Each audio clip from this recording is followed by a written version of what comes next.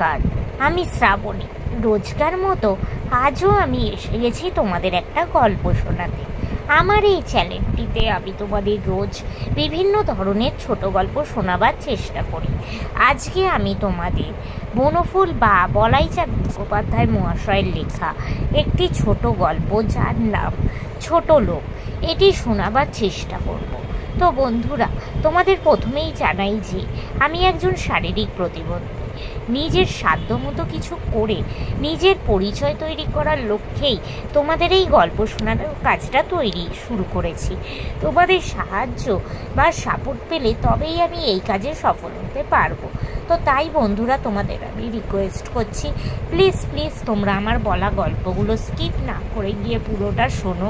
আমার চ্যানেলটা সাবস্ক্রাইব করো, লাইক করো, কমেন্ট করো ও একটু শেয়ার করে দাও। আর এখনও অবধি যেসব বন্ধুরা আমার এই চ্যানেলটা সাবস্ক্রাইব করেছো তাদেরকে অনেক অনেক ধন্যবাদ জানালাম। তো চলো তোমাদের আজকের গল্পটা শোনানো শুরু করে দিই। ছোট লোক, বলাইচাঁদ মুখোপাধ্যায় মহাশয়ের লেখা। উন্নত মস্তক রাঘব সরকার দ্বিপ্রহরে নির্দারুণ রৌদ্র উপেক্ষা করে দ্রুতপথে পথ চলিতেছিলেন। তাহার পরিধানে খদ্দর, মাথায় ছাতা নাই, পায়ে জুতা অবশ্য আছে, কিন্তু তাহা এমন কণ্টক যে বিখ্যাত পদোদয়কে স্বরসজ্জা শাড়ি ভীষ্মের মর্যাদা দিলে খুব বেশি অন্যায় হয় না। উন্নত মস্তক রাঘব সরকারের কিছুই ভূক্ষেপ নেই, তাই দ্রুত পথেই চলিতেছেন। সুনির্দিষ্ট নীতি অনুসরণকারী অনমনীয় চরিত্র রাঘব সরকার চিরকালই উন্নত মস্তক। তিনি কখনো কাহারও অনুগ্রহের প্রত্যাশা করেন না, কাহারও স্কন্দরৌড়া হইয়া থাকেন না, যথাসাধ্য লোকের উপকার করেন, পারতপক্ষে কারোর দ্বারা উপকৃত হন না। স্বর্গীয় মস্তক সর্বদা উন্নত রাখাই তাহার জীবনের সাধনা।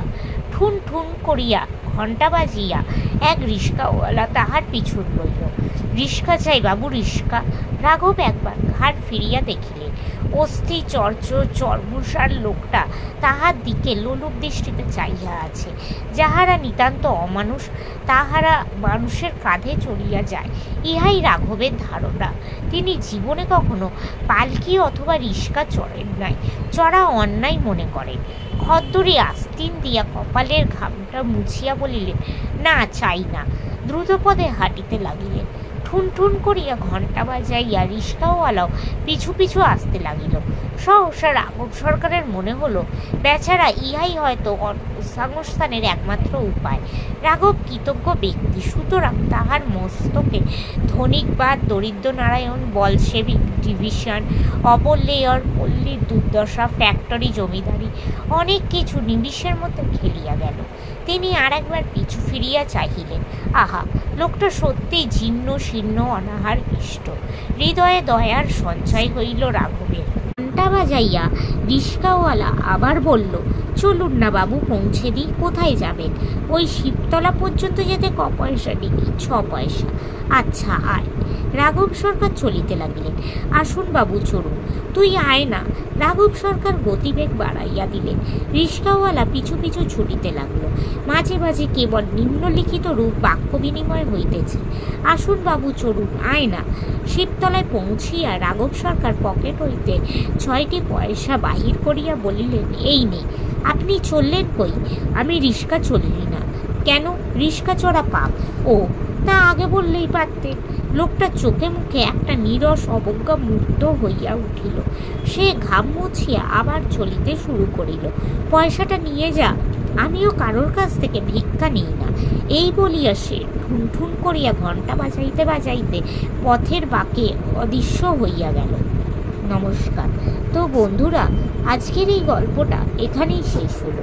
তোমাদের যদি ভালো লাগে প্লিজ লাইক করো, আমার চ্যানেলটা সাবস্ক্রাইব করো ও শেয়ার করো। আজকের মতো আমি চললাম। আবার আমি কাল চেষ্টা করবো তোমাদের এরমই কোনো ছোট গল্প শোনাবার। আজকের মতো টাটা।